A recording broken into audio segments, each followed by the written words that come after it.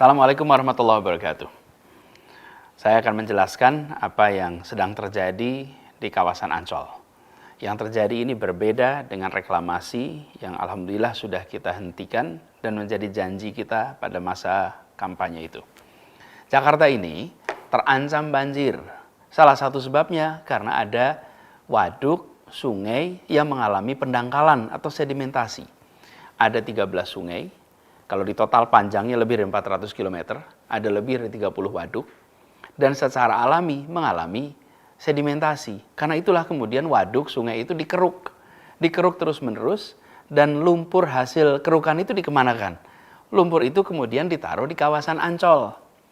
Dan proses ini sudah berlangsung cukup panjang, bahkan menghasilkan lumpur yang amat banyak, 3,4 juta meter kubik.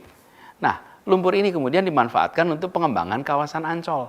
Jadi ini adalah sebuah kegiatan untuk melindungi warga Jakarta dari bencana banjir. Ini berbeda dengan proyek reklamasi yang sudah dihentikan itu. Itu bukan proyek untuk melindungi warga Jakarta dari bencana apapun. Di sana ada pihak swasta berencana membuat kawasan komersial, membutuhkan lahan, lalu membuat daratan, membuat reklamasi. Jadi di situ bahkan ada unsur menerabas ketentuan lingkungan hidup, ada unsur hilangnya hajat hidup para nelayan, karena sebagian berhadapan dengan perkampungan nelayan, misalnya di Kamal Muara, di Muara Angke. Lalu ini juga berhadapan dengan kawasan Cengkareng Drain dan muara Sungai Angke. Efeknya mengganggu aliran sungai ke laut lepas. Jadi bukan membantu mengendalikan banjir, tapi malah berpotensi menghasilkan banjir.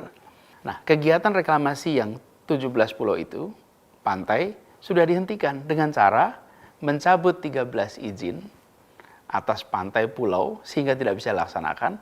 Lalu 4 yang sudah terlanjur jadi harus mengikuti semua ketentuan hukum dan juga ikut memberikan manfaat bagi masyarakat. Itu janji kita dan alhamdulillah itu sudah dilaksanakan. Jadi alhamdulillah itu sudah tuntas. Jadi kembali kepada soal Ancol ini. Lumpur hasil pengerukan sungai dan waduk itu memang menambah lahan bagi Ancol. Dan penambahan lahan itu istilah teknisnya adalah reklamasi. Tapi beda sebabnya, beda maksudnya, beda caranya, beda pemanfaatannya dengan kegiatan yang selama ini kita tentang reklamasi 17 pulau itu. Dan ini bukan bagian dari kegiatan reklamasi 17 pulau itu. Ini adalah bagian dari usaha menyelamatkan Jakarta dari bencana banjir. Jadi, masalahnya bukan sekedar soal reklamasi atau tidak reklamasi. Masalahnya adalah kepentingan umumnya di mana? Rasa keadilan sosialnya di mana? Ketentuan hukumnya bagaimana? Nah, yang 17 pulau itu tidak sejalan dengan kepentingan umum, kemudian ada permasalahan dengan hukum, ada mengganggu rasa keadilan. Sementara yang di Ancol ini adalah proyek pemerintah untuk melindungi warga Jakarta dari banjir, lalu dilakukan pengerukan sungai, waduk, yang kemudian menghasilkan lumpur. Di situ kemudian muncul yang biasa disebut tanah timbul karena penimbunan lumpur di sana. Jadi pengerukannya oleh pemerintah, pengelolaan lahannya oleh pemerintah, dan pemanfaatannya untuk seluruh rakyat. Jadi apalagi program ini tidak mengganggu kegiatan nelayan, tidak menghalangi aliran sungai manapun menuju laut, dan ini sudah berlangsung selama 11 tahun. Lalu untuk memanfaatkan lahan yang sudah terbentuk itu, yang ukurannya 20 hektar itu, Pemprov DKI harus memberikan alas hukum untuk memenuhi syarat legal administratif. Untuk itulah kemudian Keputusan Gubernur nomor 237 2020 dikeluarkan sehingga tanah itu bisa dimanfaatkan dan bisa dimanfaatkan segera untuk kepentingan publik. Mungkin jadi pertanyaan, bila yang dibutuhkan itu memang hanya lahan 20 hektar, kenapa pemberian izinnya seluas 155 hektar?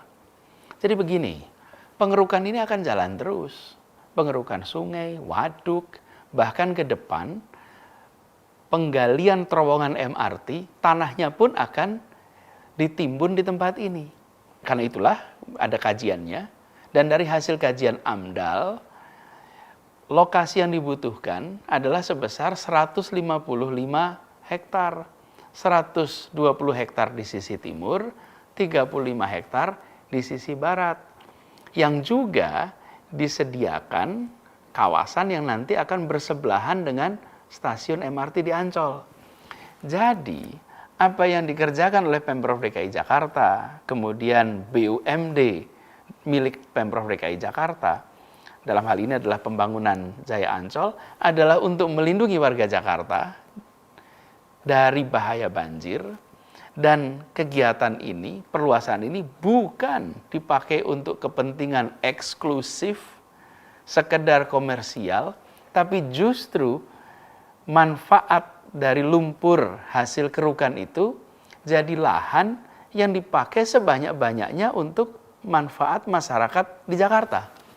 Lalu selama 11 tahun ini berjalan tenang-tenang saja. Mengapa? Ya sederhana, karena penimbunan ini tidak mengganggu kegiatan nelayan. Kawasan ini jauh dari perkampungan nelayan. Kawasan ini berdampingannya dengan apa? Berdampingan dengan kawasan industri Ancol, dengan pelabuhan Tanjung Priuk, dengan daerah pantai Taman Impian Jaya Ancol. Dan terkait lingkungan hidup, pihak Ancol diwajibkan untuk melakukan AMDAL dan semua kewajiban turunannya. Karena itu saya tegaskan bahwa pelaksanaan pengembangan kawasan Ancol ini memang bukan bagian dari proyek reklamasi yang bermasalah itu. Mungkin jadi pertanyaan, mengapa sekarang jadi ramai, jadi riuh rendah? Begini, setelah terbentuk 20 hektar lahan ini, belum punya status hukum, efeknya lahan itu tidak bisa dimanfaatkan. Untuk bisa dimanfaatkan, Pemprov DKI harus mengurus hak pengelolaan lahan. Kemana? Ke Badan Pertanahan Nasional. Dan itu semua membutuhkan persyaratan legal administratif agar lahan ini punya alas hukum dan bisa dimanfaatkan. Itu sebabnya bulan Februari lalu proses legal administratifnya dilakukan. Dan di kawasan ini akan diambil 3 hektar dari 120 yang direncanakan, dari 20 yang sudah ada, hanya 3 hektar untuk membangun museum sejarah Nabi. Museum sejarah Nabi ini akan menjadi museum yang dibangun di tepi pantai, bagian dari kawasan Ancol, dan museum ini akan menjadi museum terbesar tentang sejarah Nabi di luar Saudi. Insya Allah ini akan menjadi magnet bagi wisatawan bukan hanya Indonesia, tapi seluruh dunia.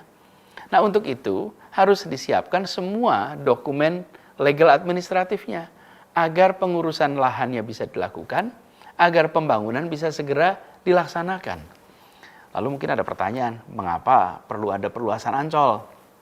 Ya, kawasan ini memang dirancang untuk berkembang sebagai pusat kegiatan wisata. Bukan saja bagi Indonesia, tapi harapannya bagi Asia Tenggara, bahkan Asia. Ancol saat ini ukurannya sekitar 200 hektar. Setiap tahun ada lebih dari 20 juta pengunjung. Manfaat ekonominya bagi Jakarta amat besar. Jadi, lahan yang sekarang terbentuk akan dimanfaatkan untuk pengembangan, dirasakan manfaatnya bagi masyarakat luas, dan bukan cuma untuk museum sejarah Nabi, tapi ini menjadi kawasan pantai terbuka untuk masyarakat. Dan kita ingin kawasan Ancol ini menjadi yang terbesar dan yang terbaik sebagai kawasan liburan di Asia.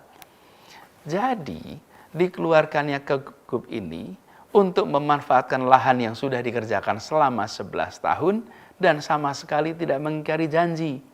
Justru ini menjadi pelengkap bahwa kita memang mengedepankan kepentingan umum, mengedepankan ketentuan hukum, mengedepankan keadilan sosial. Proses pembangunannya pun tidak merugikan nelayan. Dan kawasan ini terbentuk dari lumpur hasil pengerukan sungai untuk mencegah banjir. Jadi semuanya mengikuti ketentuan hukum yang ada. Dan pelaksananya pun adalah BUMD milik Pemprov DKI Jakarta yang harus mentaati semua ketentuan hukum termasuk ketentuan AMDAL. lalu nantinya menjadi pantai yang terbuka untuk rakyat, kawasan liburan bagi semua. Dan insya Allah bisa menjadi pusat liburan bagi masyarakat Indonesia, bahkan Asia Tenggara. Jadi ini penjelasan saya terkait dengan kegiatan yang sedang berlangsung di Ancol. Sekali lagi saya tegaskan, insya Allah semua janji itu telah dan akan terus dilaksanakan. Semua ikhtiar dilakukan untuk melaksanakan amanah ini dengan sebaik-baiknya. Sambil selalu berdoa kepada Allah Subhanahu wa taala, semoga selalu diberikan petunjuk, selalu dibukakan jalan-jalan yang lempang. Dan saya berharap dari semua, mohon doakan agar bisa amanah dalam menjalankan tugas ini. Terima kasih. Semoga Allah Subhanahu wa taala merahmati kota Jakarta dan Allah Subhanahu wa taala melindungi kita semua. Assalamualaikum warahmatullahi wabarakatuh.